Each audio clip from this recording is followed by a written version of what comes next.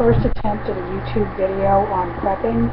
Let me say first that I don't have TV to watch. We've got a TV, it's a very small TV in the house that is for my daughter's homeschooling videos, and we do have basic cable, but it's for the internet. We rarely watch TV. So I haven't seen the shows that you all are responding to, and I'm responding to your responses. I will occasionally catch a few minutes of Dual Survivor on YouTube. I've never seen the prepping show, so I'm kind of just responding to what other people are saying. First of all, it seems that the conversation on prepping breaks down fairly predictably into those who are anti-prepping and those who are pro-prepping. The anti-preppers seem to fall into the categories of those who think that all preppers are right-wing nutcases, and I hear a lot of Christians talking about how we should just have faith in God and let Him take care of our needs, and that prepping shows a lack of trust in Him. Among the pro-preppers, I see those who seem to think they need one of everything, cases and cases of MREs and of solid fuel and of water, and getting a house out in the country and going completely off-grid, not giving up any of the luxuries they're accustomed to, but not depending on anyone else for them. And then I see those who seem to take a more minimalist approach to prepping. I want to look at this from a historical point of view. My uncle used to call me a Luddite, and I wore that with pride. I'm not violently anti-technology. I don't go around breaking up modern technology. Clearly, I'm sitting here talking to you on a computer, so I use modern technology. I do drive a car. I know how to break a team of horses and harness and hitch them. I've done it. I know how to break a horse to ride and how to ride a horse. I do buy clothing, but I make most of our clothing. I do buy food, but I grow and preserve a good part of our food. I just really think it's important to preserve older technologies in case newer technologies fail us and we need to go back to them for a time. I think we need to be skilled enough in them to be able to rely on them. Looking at this historically, if you get on Wikipedia and look it up, it says that the first supermarket opened up in the 30s, but I guarantee you it did not look like anything we would identify as a supermarket. I grew up in Lancaster, Pennsylvania. If you get on Google Map and you look up Lancaster and you find the intersection of South Ann Street and East King Street, you'll see a little grocery store there on the corner. That was an A&P when I was a kid. Atlantic and Pacific Tea Company went out of business, I believe, in the mid-70s. It had been built, I believe, in the 50s. If you look at how many houses it displaces across the street, it is roughly equivalent to 6 houses. From living in that neighborhood, I know that those houses are roughly 1,000 square feet on the first floor. So simple math, 6 times 1,000 makes about a 6,000 square foot grocery store. A modern Kroger is 60,000 square feet. So a modern grocery store is roughly 10 times the size of that little one from the 50s.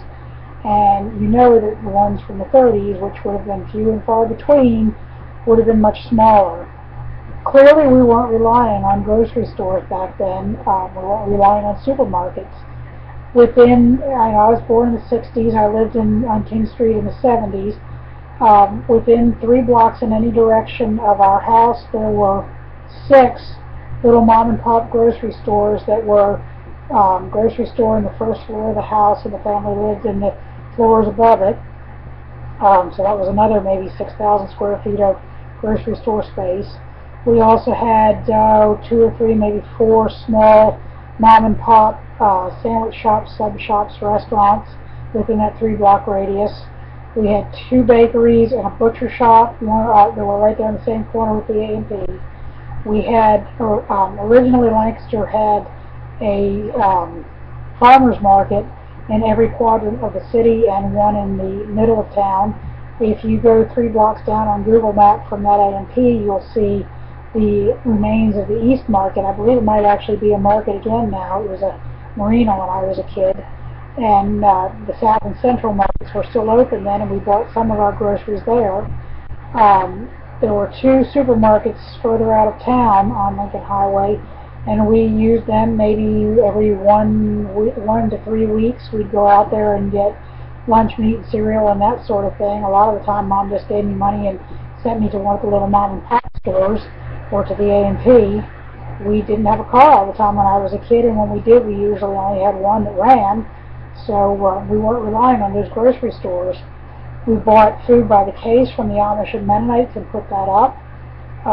Much of our dinners came out of the freezer in the pantry. We didn't go to the grocery store that often.